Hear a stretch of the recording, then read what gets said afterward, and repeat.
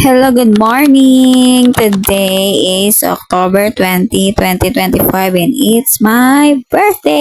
Ayan, kakatapos ko lang din maligo after ko maglinis ng buong bahay. At dahil birthday ko nga, wala namang ganap at syempre wala din akong plano maganda dahil nagtitipid ako. Charis! Sakto, dumating na din yung Christmas lights na in-order ko dahil nga wala nga palamuti dito sa amin. Kaya bumili na ako at pinapakita ko ito sa asawa. A few moments later. May pa-surprise yung asawa ko sa akin. Expected ko naman talaga na meron siyang ipapadeliver dito. Pero expected ko din na Jollibee. Kuya naman McDo kasi gabi pa lang nagpaparinig na ako sa kanya na ayoko maganda. Sakto din naman kasi nabayaran ng tuition fee ng anak ko kasi exam nila. Kaya wala talaga akong balak maghanda mga mamangs. Ayoko nga gumastos ngayon kasi nagsabay-sabay nga yung bayarin ko tuition fee tsaka birthday ko pa. Tapos yung electric bill pa namin sa darating na 28. So siguro naman nakaka-LL siya ngayon. Kaya napag-isipan niyang surprise ako. Dati hindi niya nagagawa to kasi wala pa siyang kakayahan. Pero ngayon siguro naka-LL nga siya ngayon. Kaya napag-isipan niyang surprise ako.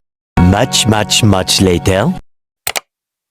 6 PM na at kagigising ko lang kasi natulog na muna ako dahil wala akong tulog. Kaming dalawa lang ng anak ko dito kaya naman magbo-blow na ako ng candle ko. Pero bago ako mag-blow, nag-pray na muna ako at lagi kong pinapanalangin sa Panginoon na Lord, sana bigyan pa ako ng kalakasan, karunungan, kadakilaan, kasaganahan, kayapaan, katahimikan at magiging strong pa sa lahat ng hamon ng buhay at lagi kong tatanggapin at tinatanggap ko yung mga challenges, trials, or blessings na binibigay niya sa amin. Ilayo kami sa sakit, sa disgrasya at sa mga taong pwedeng magturo sa amin ng masama at sa mga taong pwedeng makasakit sa amin. At lagi kong pinagpipray sa Lord ang buhay ko sa araw-araw at never ako nakakalimot na magpasalamat sa Kanya. Hindi man ako kilala bilang mga Diyos na tao, pero alam ko sa sarili ko na kung unahin mo si Lord sa buhay mo, lahat ng pangarap mo ay matutupad ayon sa kagustuhan niya. Amen. At eto, nandito na nga ako sa bahay ng pinsan ko kasi birthday nga din ng pamangkin ko na si Nicole. Happy birthday din.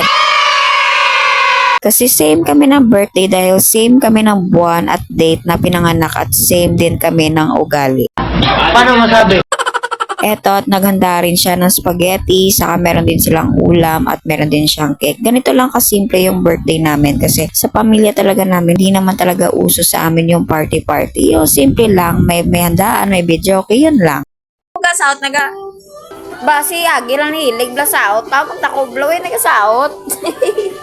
Hindi na pala kami nakapag-video kasi late na. Kaya sumayaw-sayaw na lang yung mga pamangkin ko dyan at sobrang nag-e-enjoy din sila. May onting tsikahan, tawanan at walang pansinan kasi pare-pares kaming si cellphone.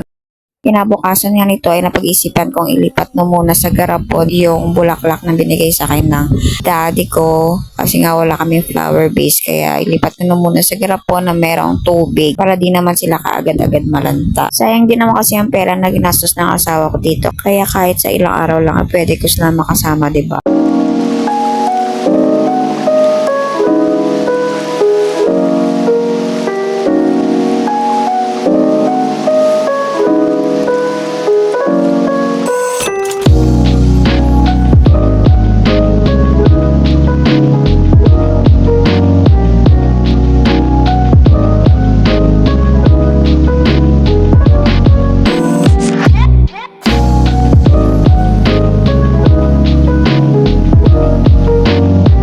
At ito, pwede ba ito magamit? Baka kailangan nyo to, 500 pesos na lang. Yan lang muna mga mamangs. Thank you for watching.